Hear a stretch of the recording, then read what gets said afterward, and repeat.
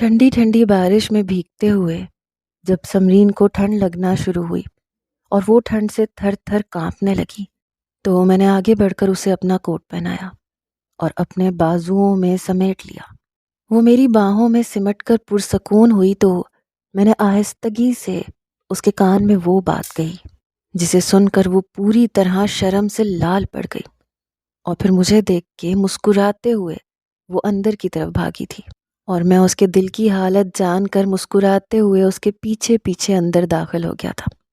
میں جانتا تھا کہ وہ سیدھی کہاں گئی ہوگی، یہ بھی جانتا تھا کہ اس کی مسکراہٹ میں اس کی رضامندی چھپی ہے، وہ بھی اس بات کے لیے راضی ہے، اسی لیے میرے قدم بھی خود بخود اس جانب اٹھنے لگے کیونکہ آج کی رات مجھے اس کے ساتھ۔ میرا نام قاسم ہے، پیشے سے میں ایک ڈاکٹر ہوں۔ یہ جون کی کوئی 24 تاریخ تھی، رات کے 2 بج رہے تھے۔ میں گہری نیند سے اٹھا تھا کیونکہ میرا فون مستقل بجے جا رہا تھا۔ بہت مشکل سے ہاتھ بڑھا کر میں نے اپنا فون اٹھایا، کان سے لگایا۔ دوسری طرف میرے ہاسپٹل کی ریسیپشنسٹ بہت تیزی میں بات کر رہی تھی۔ وہ مجھے کسی پیشنٹ کے بارے میں بتا کر فوراً ہسپتال پہنچنے کا کہہ رہی تھی۔ ایک دم سے ہی میری چھٹی حس بیدار ہوئی، میں اٹھ کے بیٹھ گیا۔ ہم ڈاکٹر ایسے ہی ہوتے ہیں، جب کسی بھی حادثے کے بارے میں یا کسی مریض کی سیریس کنڈیشن کے بارے میں سنتے ہیں تو اپنا آرام، سکون، نیند سب کچھ بھلا کر فوراً اپنے فرض کو ترجیح دیتے ہیں۔ میں نے بھی یہی کیا۔ بہت تیزی سے میرے دماغ نے کام کرنا شروع کیا۔ میں اٹھ کے فریش ہوتا سیدھا ہسپتال کے لیے نکل گیا۔ ہسپتال پہنچ کے مجھے پتا چلا کہ کوئی لڑکی سڑک پر بے ہوش پڑی ملی ہے۔ اسے بہت گہرے زخم آئے ہیں، خاص کر اس کے سر پہ بہت زیادہ چوٹیں تھیں، اور مجھے اسی لیے بلایا گیا تھا کیونکہ میں دماغ کا ڈاکٹر تھا اور یہ معاملہ مجھے ہینڈل کرنا تھا۔ میں فوراً اس مریضہ کے پاس پہنچا، اسے چیک کر کے اس کے سارے زخموں کو اچھی طرح سے اسٹچز وغیرہ لگا کے بند کیا۔ اس کے سر کے درمیانی حصے میں کوئی نوکیلی چیز گھسی تھی جس کی وجہ سے کافی خون بہہ گیا تھا۔ وہ تو خدا کا شکر تھا کہ بڑا نقصان نہیں ہوا تھا۔ سب کچھ کرنے کے بعد میں مریضہ کو غور سے دیکھنے لگا۔ وہ مریضہ میرے سامنے ہوش و حواس سے بیگانہ تھی اور میں اس کی خوبصورتی دیکھ کے مبہوت رہ گیا تھا۔ اس کے زخموں پر میں بینڈیج کر چکا تھا۔ اس کے سر پہ کافی گہری چوٹ لگی تھی، اس لیے مجھے اس کے ہوش میں آنے کا انتظار تھا۔ جب تک وہ ہوش میں نہ آتی میں واپس اپنے گھر نہیں جا سکتا تھا۔ ایسے کیسز میں مریض کے کوما میں جانے کے بہت زیادہ چانسز ہوتے ہیں، اسی لیے میں خود اس کے پاس موجود تھا اور اس کے وجود سے جڑی مشینوں پہ نظر رکھے ہوئے تھا، لیکن خود بخود میری نظر بار بار بھٹکتے ہوئے اس حسینہ پہ جا رہی تھی، اور پھر ایک لمحہ ایسا آیا کہ میں خود پر سے ہی اختیار کھو بیٹھا۔ صبح کے تقریباً 5 بج چکے تھے۔ اس مریضہ کے ساتھ کمرے میں تنہا تھا۔ نرسز کو میں نے باہر بھیج دیا تھا اور بس اسی تنہائی میں نے خود پر سے اختیار کھو دیا۔ دھیرے سے اس کے بالوں کو پیچھے کرتے ہوئے اس کے ماتھے کو چوم لیا۔ یہ حرکت اتنی بے اختیار تھی کہ میں خود بھی ششدر رہ گیا۔ میں نے آج تک کبھی ایسا کچھ نہیں کیا تھا، لیکن نہ جانے اس لڑکی میں ایسی کون سی کشش تھی کہ میرے لیے اپنے آپ پہ قابو رکھنا ہی مشکل ہو چکا تھا۔ میں جھٹکا کھا کے پیچھے ہٹا، اپنے آپ کو سرزنش کرنے لگا کیونکہ یہ حرکت انتہائی غیر اخلاقی تھی اور میری تربیت اس طرح کی نہیں تھی کہ میں کسی کی بے ہوشی یا بے بسی کا فائدہ اٹھاتا۔ اس پر سے نظر ہٹاتے میں بس مشینوں کو مانیٹر کرنے لگا۔ میری پوری کوشش تھی کہ میری نظر دوبارہ اس کے حسین چہرے پہ نہ پڑے۔ اس کی دھڑکنیں تھوڑی تیز تھیں اور پھر کچھ ہی دیر بعد اس کے وجود میں جنبش ہوئی تو میں فوراً اسے آواز دینے لگا۔ مجھے تو اس کا نام بھی معلوم نہیں تھا، میں بس اسے آپ کہہ کے مخاطب کر رہا تھا۔ کچھ دیر کی ہل جل کے بعد اس نے اپنی آنکھیں کھولیں اور وہ بس یک ٹک میرا چہرہ دیکھنے لگی۔ اس کی خوبصورت بڑی بڑی نیلی آنکھیں کسی جھیل کا نظارہ پیش کر رہی تھیں اور مجھے لگ رہا تھا میں ان آنکھوں کے سحر سے ساری زندگی نہیں نکل سکوں گا۔ میں نے نرمی سے اس سے پوچھا، آپ ٹھیک تو ہیں؟ اس نے بس دھیرے سے سر ہاں میں ہلایا، پھر کہنے لگی آپ کون ہیں، میں کہاں ہوں؟ میں نے اسے بتایا کہ وہ ایک ایمبولینس کے ذریعے سے ہسپتال لائی گئی تھی، کچھ لوگوں کو وہ سڑک کے کنارے سے ملی تھی اور کوئی اس کے بارے میں کچھ نہیں جانتا، اس لیے ہم کسی کو اطلاع نہیں کر سکے۔ میں نے اس کا نام پوچھا تو وہ خالی خالی نظروں سے مجھے دیکھنے لگی، اور پھر اس نے ایسی بات کہی کہ میں چونک اٹھا۔ وہ کہنے لگی مجھے میرا نام نہیں معلوم۔ میں نے اس سے ایک کے پیچھے کئی سوال کیے، لیکن وہ کسی بھی سوال کا جواب نہیں دے سکی۔ نہ اسے اپنا نام معلوم تھا، نہ پتہ، نہ ہی کسی چیز کی وہ شناخت کر پا رہی تھی۔ وہ بس خالی خولی نظروں سے یہاں وہاں دیکھ رہی تھی۔ میں جان گیا تھا اس کے سر پہ لگی گہری چوٹ نے اس کی یادداشت کو بہت نقصان پہنچا دیا ہے۔ پولیس میں تو ہم رپورٹ پہلے ہی کروا چکے تھے، لیکن اس کے باوجود بھی اس کا کوئی اتا پتہ معلوم نہ ہو سکا، اور نہ ہی کسی نے اس کی گمشدگی کی کوئی رپورٹ درج کروائی تھی۔ قریبی تمام تھانوں میں اطلاع ہو چکی تھی، لیکن 2 دن گزرنے کے باوجود بھی اس لڑکی کے لیے کوئی نہیں آیا تھا۔ اس کے زخم ٹھیک ہوئے تو ہسپتال والوں نے اسے ڈسچارج کرنے کی بات کی، لیکن سمجھ نہیں آ رہا تھا کہ ڈسچارج ہونے کے بعد وہ کہاں جائے گی۔ اس لیے میں نے اس لڑکی کی ذمہ داری اپنے کاندھوں پر لے لی۔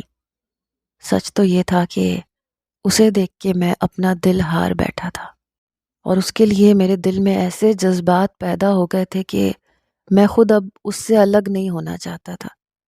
گزرے 2 دنوں میں نے اس کا بہت زیادہ خیال رکھا تھا، اور جب میں نے اس سے اپنے گھر چلنے کو کہا تو اس کے پاس انکار کرنے کی کوئی وجہ نہیں تھی۔ وہ خاموشی سے میرے ساتھ میرے گھر چلی آئی۔ میرے گھر پہ میری بوڑھی ماں تھی، جس نے میرے کہنے پہ بہت آسانی سے اس لڑکی کو ہمارے گھر میں جگہ دے دی، پھر اسے بیٹی بنا کے اس کا نام سمرین رکھ دیا۔ سمرین کے ہمارے گھر آنے پر میں نہ صرف بہت زیادہ خوش تھا، بلکہ میرے تو دل کی دنیا ہی بدل گئی تھی۔ ہسپتال سے کہیں زیادہ میرا دل گھر پہ لگ رہا تھا۔ میں اپنی ڈیوٹی کرتے ہی فوراً بھاگ کے گھر آتا، سمرین سے اس کی خیر خیریت پوچھ کے اس کے ساتھ وقت گزارنے لگتا۔ اس کی یادداشت اس طرح سے گئی تھی کہ اسے کچھ بھی یاد نہیں تھا، اور نہ جانے کیوں میرا دل بار بار یہ دعا مانگنے لگا کہ خدا کرے اسے کبھی کچھ یاد بھی نہ آئے۔ میں پوری زندگی سمرین کو اپنے ساتھ اپنے گھر میں رکھنا چاہتا تھا۔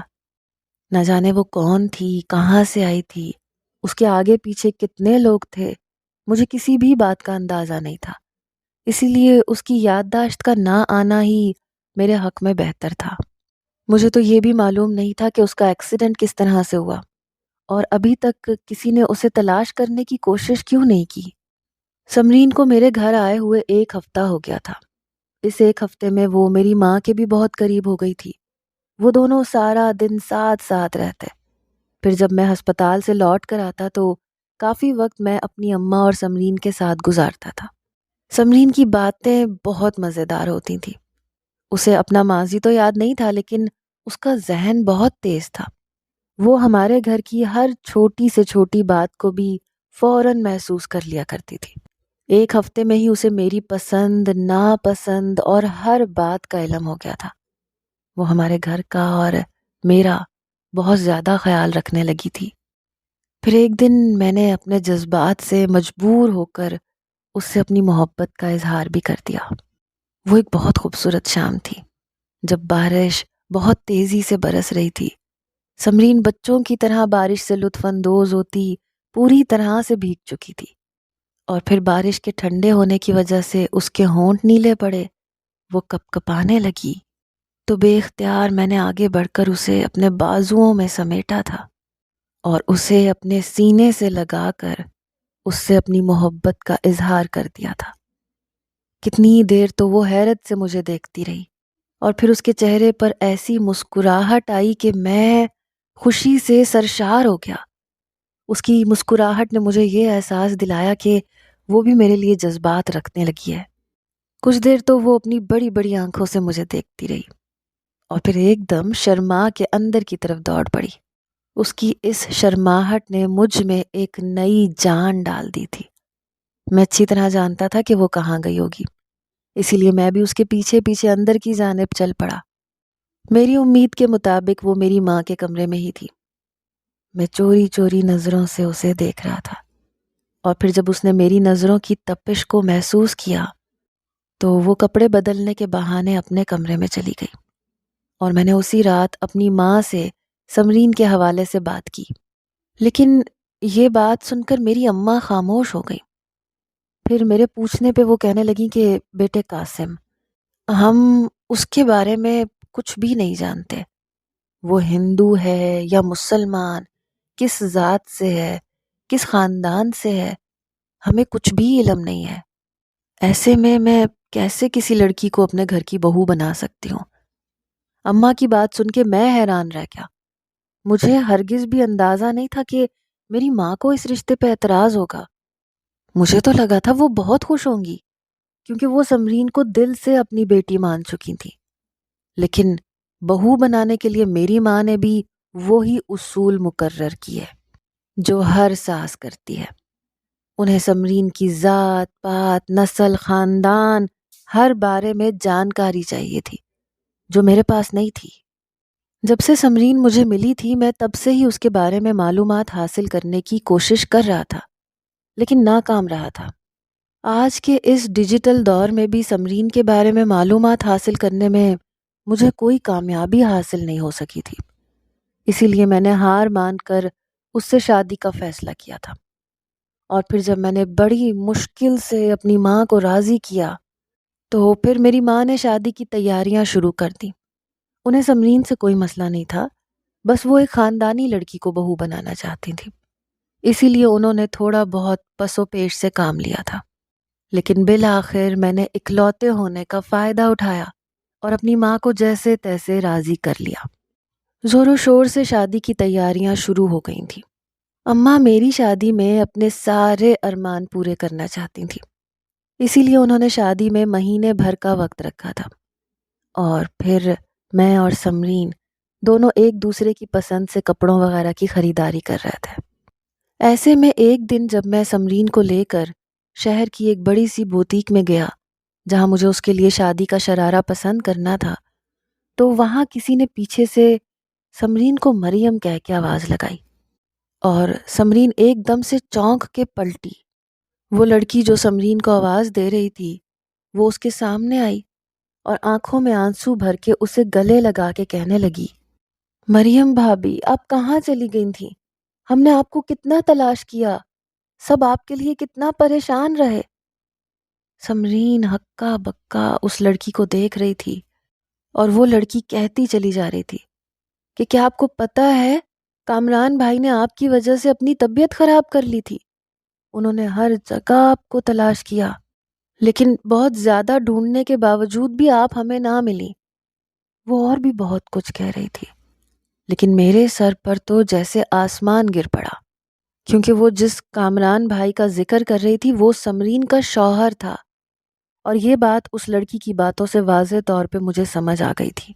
کافی دیر تو سمرین خود بھی ہکا بکا سی اس لڑکی کو دیکھتی رہی، اور پھر اس لڑکی نے جلدی سے فون کر کے کسی کو بلایا، تو تھوڑی دیر بعد ایک لمبا چوڑا آدمی چلا آیا جس نے سمرین کو دیکھتے ہی اسے اپنے سینے سے لگا لیا، اور پھر اس نے وہ تمام ثبوت مجھے دکھائے جن کے تحت سمرین مریم تھی اور وہ اس انسان کی بیوی تھی۔ سمرین بس پھٹی پھٹی نگاہوں سے اس شخص کو دیکھ رہی تھی، شاید وہ اسے پہچاننے کی کوشش کر رہی تھی، اور میرے سارے ارمان خاک میں مل گئے تھے۔ میری شادی سے صرف مہینہ بھر پہلے میری محبت مجھ سے چھن گئی، وہ محبت جسے پا لینے کا مجھے پوری طرح یقین ہو گیا تھا۔ سمرین کو اب بھی پوری طرح سے کچھ یاد نہیں تھا، لیکن سارے ثبوت دیکھنے کے بعد میں اسے اپنے ساتھ رکھنے کا حق نہیں رکھتا تھا، اس لیے اس کا شوہر اور سسرال والے اسے لے کر چلے گئے۔ وہ لڑکی جو ہمیں بوتیک میں ملی تھی وہ سمرین کی نند کی دوست تھی، اور اسی نے سمرین کے پورے سسرال والوں کو خبر کی تھی۔ سمرین کے چلے جانے کے بعد میری طبیعت بہت زیادہ بگڑ گئی، میں بہت ہی زیادہ برے حال میں تھا۔ میرا نہ صرف دل ٹوٹا تھا بلکہ سارے ارمان بھی خاک ہو گئے تھے۔ میں ہر وقت سمرین کو یاد کرنے لگا، کئی راتیں تو میں اپنی اماں کے گلے لگ کے روتا رہا۔ کیونکہ میں سمرین کو اپنی پوری زندگی مان چکا تھا، اور اب اس کے بغیر جینا میرے لیے ممکن نہیں تھا۔ مجھے تو اس کی اس قدر عادت ہو گئی تھی کہ اس کے بغیر گزارا کرنا میرے لیے موت کے برابر تھا۔ مجھے تو یہ سمجھ نہیں آ رہا تھا کہ سمرین کا شوہر جو اسی شہر میں رہتا تھا، وہ سمرین کو ڈھونڈنے میں اتنا عرصہ ناکام کیسے رہا۔ اگر اس نے پولیس میں کوئی رپورٹ کروائی تھی تو پھر ہمیں یہ بات کیوں پتہ نہ چل سکی؟ میں نے تو شروع سے پولیس کا سہارا لیا تھا، لیکن سمرین کے حوالے سے کہیں کوئی رپورٹ درج نہیں ہوئی تھی۔ میں عجیب شش و پنج کا شکار تھا۔ 2-4 دن گزرے تو مجھے یاد آیا کہ سمرین کا کچھ گولڈ میرے پاس ہے۔ دراصل جس وقت اس کا حادثہ ہوا تھا اس وقت وہ کچھ سونے کے زیورات پہنے ہوئے تھی، اور وہ میرے ہی گھر رہ گئے تھے، اس لیے میں اس کے گھر پہنچ گیا۔ گھر کیا تھا، بڑا عالی شان سا بنگلہ تھا۔ میں نے دروازے پہ جا کے سمرین یعنی مریم کے حوالے سے چوکیدار سے بات کی تو پہلے تو اس نے صاف انکار کر دیا، لیکن جب میں نے بار بار اصرار کیا تو اس نے اندر کسی سے رابطہ کیا۔ پھر مجھے ڈرائنگ روم میں بٹھا دیا گیا۔ تھوڑی دیر بعد سمرین کا شوہر کامران میرے سامنے آ کر بیٹھ گیا اور بہت سخت لہجے میں مجھ سے میرے آنے کی وجہ پوچھ رہا تھا۔ میں نے وہ شاپر اس کے آگے کر دیا جس میں سمرین کے زیورات تھے، اور اس سے سمرین کی طبیعت وغیرہ کے بارے میں پوچھا تو وہ شدید غصے میں آ گیا۔ کہنے لگا، تم بہت ہی گھٹیا آدمی ہو، پہلے اتنا عرصہ میری بیوی کو اپنے گھر میں چھپا کے رکھا اور نہ جانے کیا کچھ کرتے رہے، اور اب یہاں تک چلے آئے ہو۔ تم تو اس سے شادی کرنے والے تھے، اس سے زیادہ تمہارے گھٹیا پن کا اور کیا ثبوت ہو سکتا ہے؟ کامران کی بات سن کر میں شرمندہ ہوا۔ کہا کہ مجھے معلوم نہیں تھا کہ سمرین یعنی مریم شادی شدہ ہے۔ میں تو اسے سہارا دینا چاہتا تھا، اس سے زیادہ میرا اور کچھ مقصد نہیں تھا۔ میں تو یہ سوچ کے یہاں آیا تھا کہ سمرین کی خیر خیریت لے لوں گا۔ مجھے لگا تھا کہ اس کا شوہر میرا شکریہ ادا کرے گا کہ اتنا عرصہ میں نے اس کی بیوی کا خیال رکھا، لیکن وہ تو الٹا مجھ سے بدگمان ہو چکا تھا۔ میری نیک نیتی کو بھی وہ میری بد نیتی قرار دے رہا تھا۔ خدا گواہ تھا، میں نے کبھی سمرین کے ساتھ اپنی حدود کو پار نہیں کیا تھا۔ میں نے کبھی اس بات سے کوئی فائدہ نہیں اٹھایا تھا کہ وہ بے سہارا ہے یا پھر میرے گھر میں رہتی ہے۔ میں نے ہمارے درمیان ہمیشہ عزت کے پردے کو قائم رکھا تھا، اور اسی لیے اب مجھے غصہ آ رہا تھا کہ کامران میرے اور سمرین کے حوالے سے ایسی باتیں کیسے کر سکتا ہے۔ میں نے غصے میں اسے بتایا کہ میرا سمرین کے ساتھ کوئی ناجائز تعلق نہیں تھا۔ میری آواز شاید اندر تک چلی گئی، اسی لیے اچانک ہی سمرین ڈرائنگ روم میں آ گئی۔ اس کے چہرے پہ نظر پڑتے ہی میرے ہوش اڑ گئے۔ اس کے منہ پہ نیل کے نشانات تھے، اور ایک طرف سے اس کا منہ سوجا ہوا تھا، ایک ہاتھ بھی فریکچرڈ تھا، اور یہ سب دیکھ کے میں دنگ رہ گیا۔ وہ بھاگتے ہوئے میرے پاس آ گئی، میرے قدموں میں بیٹھ گئی، کہنے لگی مجھے اپنے ساتھ لے چلو۔ میں نہیں جانتی یہ آدمی کون ہے، یہ میرا شوہر ہے بھی یا نہیں، لیکن میں یہاں بہت بہت زیادہ پریشان ہوں۔ یہ مجھ پہ الزام لگاتا ہے، مجھے بد کردار کہتا ہے، مارتا پیٹتا ہے۔ میں یہاں نہیں رہنا چاہتی۔ سمرین کا حال دیکھ کے تو میرے دل نے دھڑکنا چھوڑ دیا۔ وہ مجھ سے مدد کی التجا کر رہی تھی، اور میں ہکا بکا سا کامران کو دیکھ رہا تھا۔ میرے سامنے کامران نے اسے بازو سے پکڑا، اسے گھسیٹتا ہوا اندر لے گیا، اور پھر جب وہ واپس آیا تو غصے میں کہنے لگا، ایسی بے حیا عورت کو بڑی مشکل سے میں نے اپنے گھر میں دوبارہ جگہ دی ہے۔ میں اچھی طرح سے جانتا ہوں کہ اس نے تمہارے ساتھ کیا گل کھلائے ہوں گے، تم نے بھی بہت فائدہ اٹھایا ہوگا۔ آخر مریم جیسی جوان اور خوبصورت لڑکی کو کوئی مرد کیسے چھوڑ سکتا ہے؟ اسی لیے بہتر ہے کہ یہاں سے دفع ہو جاؤ اور دوبارہ یہاں نہ آنا۔ میں کامران کی باتوں پر حیران تھا۔ ابھی تک مریم کی یادداشت نہیں آئی تھی، وہ خود کو ابھی بھی سمرین محسوس کر رہی تھی، بجائے اس کے کہ کامران محبت سے اسے اس کا ماضی یاد دلاتا۔ وہ اس کے ساتھ مار پیٹ پہ اتر آیا تھا، اور یہی بات مجھے بہت زیادہ پریشان کر رہی تھی۔ میں وہاں سے باہر نکلا تو میرے دل کو سکون نہ آیا۔ میرا ایک دوست پولیس آفیسر تھا، میں اس کے پاس گیا، ساری بات بتائی تو وہ کہنے لگا کہ اس طرح کی مار پیٹ تو ڈومیسٹک وائلنس میں آتی ہے، اور خاص طور پہ تب جب عورت کی یادداشت بھی ٹھیک نہ ہو۔ تم کہو تو میں کارروائی کرتا ہوں۔ پھر میں نے اس سے کہا کہ ٹھیک ہے، تم کارروائی کرو، FIR میں خود درج کرواؤں گا۔ میں نے FIR درج کروائی اور میرے کہنے پر کارروائی ہوئی۔ پولیس والوں نے سمرین کو وہاں سے نکال لیا، میں اسے واپس اپنے گھر لے آیا، جبکہ کامران کو ڈومیسٹک وائلنس کے الزام میں پولیس نے گرفتار کر لیا تھا۔ سمرین کی حالت دیکھ کے تو میری والدہ کا دل بھی بہت زیادہ دکھا تھا۔ انہوں نے سمرین کی تیمارداری شروع کر دی۔ اس کی ذہنی حالت بہت زیادہ خراب تھی۔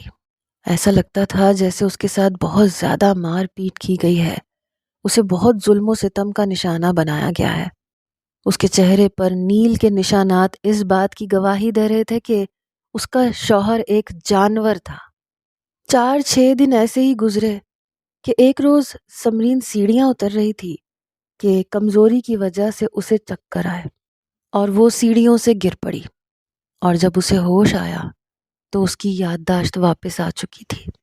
شاید ذہنی تناؤ کی وجہ سے یا پھر دوبارہ چوٹ لگنے کی وجہ سے اس کا دماغ کام کرنا شروع ہو گیا تھا، اور جو حقیقت اس نے سنائی تھی وہ سن کر تو میرے قدموں تلے سے زمین نکل گئی تھی۔ اس نے بتایا تھا کہ اس کا کوئی حادثہ نہیں ہوا تھا، بلکہ اس کے شوہر نے جان بوجھ کر اسے ایسی گاڑی میں بٹھا دیا تھا جس کا بریک فیل تھا، اور اس کے ایکسیڈنٹ کے وقت اس کا شوہر وہیں موجود تھا۔ وہ ایک ویران سی جگہ تھی، اور پھر اس کے شوہر نے اس کے سر پر کوئی ایسی چیز ماری تھی جس کے بعد اس نے اپنا ہوش کھو دیا تھا۔ بظاہر یہ ایک کار ایکسیڈنٹ تھا، لیکن در حقیقت اسے جان سے مارنے کی کوشش کی گئی تھی۔ وہ روتے ہوئے بتا رہی تھی کہ کامران جس جائیداد پر عیش کر رہا ہے وہ سب اس کی اور اس کے والد کی ہے۔ اس کے والد نے مرتے وقت یہ ساری جائیداد سمرین کے نام کی تھی، اور اسی جائیداد کی خاطر کامران اس کی جان لینا چاہتا تھا، لیکن خدا کا کرنا ایسا ہوا کہ اس کی جان تو نہ گئی، لیکن وہ مجھے مل گئی۔ اس کی یادداشت نہیں تھی، اسی لیے اتنا عرصہ میں نے اسے سنبھالا، اور کامران نے یہ سوچ کے اسے تلاش کرنے کی کوشش نہیں کی کہ وہ مر کھپ گئی ہے۔ لیکن جب سمرین کی نند کی دوست نے اس کے گھر والوں کو اطلاع دی تو کامران کو اس بات پہ بہت غصہ آیا کہ سمرین ابھی بھی زندہ ہے، اور اس نے ایک دفعہ پھر اس کے ساتھ مار پیٹ شروع کر دی۔ وہ چاہتا تھا کہ وہ اس کی یادداشت نہ ہونے کا فائدہ اٹھا کے اسے ذہنی مریض بنا دے، لیکن میں اتفاق سے اس کی محبت میں اس کے دروازے پہ پہنچ گیا، اور ایک دفعہ پھر اسے اس آدمی سے بچا لایا۔ سمرین میرے سینے پہ سر رکھ کے رو رہی تھی، اپنے غم بیان کر رہی تھی۔ سمرین نے بتایا کہ وہ اور کامران ایک ہی کالج میں پڑھتے تھے۔ اس نے اپنی پسند سے کامران سے شادی کی تھی۔ اسے لگا تھا کہ کامران اس کے لیے ایک آئیڈیل شوہر ثابت ہوگا، اور شادی کے شروع میں تو واقعی کامران اس کے ساتھ بہت اچھا تھا، لیکن کچھ ہی مہینوں بعد سمرین پر یہ حقیقت کھل گئی کہ کامران نے محض اس کی جائیداد کے لیے اس سے شادی کی ہے، اور جب سمرین نے اس سے جان چھڑوانے کی کوشش کی تو اس نے سمرین کو ہی راستے سے ہٹا دیا۔ سمرین نے بتایا تھا کہ وہ بہت جلد کامران سے طلاق لینے والی تھی، اور جب کامران کو اس بات کی بھنک لگی تو اس نے جان بوجھ کے یہ سارا منصوبہ بنایا تاکہ سمرین اور اس کے والد کی جائیداد اس کے ہاتھ سے نہ جائے۔ کامران نے اس کے ساتھ ہمیشہ ہی ایسا سلوک کیا تھا، اور اب تو وہ بات بات پر اسے بے حیا اور بد کردار کہنے لگا تھا۔ میں نے سمرین کو یقین دلایا کہ میں ہمیشہ اس کا ساتھ دوں گا۔ میں نے سمرین کی کامران سے خلا کروائی۔ کامران پر اقدام قتل کا جرم بھی دائر کروا دیا گیا۔ کامران کو 14 سال کی قید با مشقت کی سزا سنا دی گئی تھی، جبکہ سمرین نے مجھ سے شادی کر لی تھی۔ ہم دونوں آج ایک ساتھ بہت اچھی زندگی گزار رہے ہیں۔ کامران نے اپنی طرف سے سمرین کو مارنے کی، اسے پاگل کرنے کی ہر ممکن کوشش کی تھی، لیکن خدا جب کسی کو زندگی دیتا ہے تو پھر کوئی بھی اس کا بال بیکا نہیں کر سکتا، اور سمرین کے معاملے میں بھی ایسا ہی ہوا تھا۔ کامران کی لاکھ کوششوں کے باوجود بھی اس کی جان نہیں گئی تھی، بلکہ اس کی یادداشت بھی لوٹ آئی تھی۔ جلد ہی سمرین میرے بچے کی ماں بننے والی ہے۔ اس کا اصل نام تو مریم ہے، لیکن چونکہ میں نے اس کا نام سمرین رکھا تھا اس لیے اس نے اپنا یہی نام رکھ لیا ہے اور میں اسے سمرین ہی کہہ کے پکارتا ہوں۔ ہم دونوں ایک ساتھ ایک گھر میں خوشگوار ازدواجی زندگی گزار رہے ہیں۔ کامران ایک غریب مرد تھا جس نے پیسے کے لالچ میں سمرین جیسی لڑکی کے جذبات کو ٹھیس پہنچائی، اس کی محبت کو استعمال کیا۔ لیکن میرے پاس پیسوں کی کوئی کمی نہیں تھی۔ میں ایک ویل سیٹلڈ ڈاکٹر تھا، میرا اپنا گھر بار تھا اور سب سے بڑھ کر یہ کہ میں نے سمرین سے سچی محبت کی تھی۔ میری نیت پاک تھی، اسی لیے مجھے میری منزل مل گئی۔ اگر آپ کی محبت بھی پاکیزہ ہے، آپ کی نیت بھی صاف ہے، تو یقین جانیے ایک نہ ایک دن آپ کو بھی آپ کی منزل ضرور ملے گی، آپ کی محبت بھی آپ کے ساتھ ہوگی۔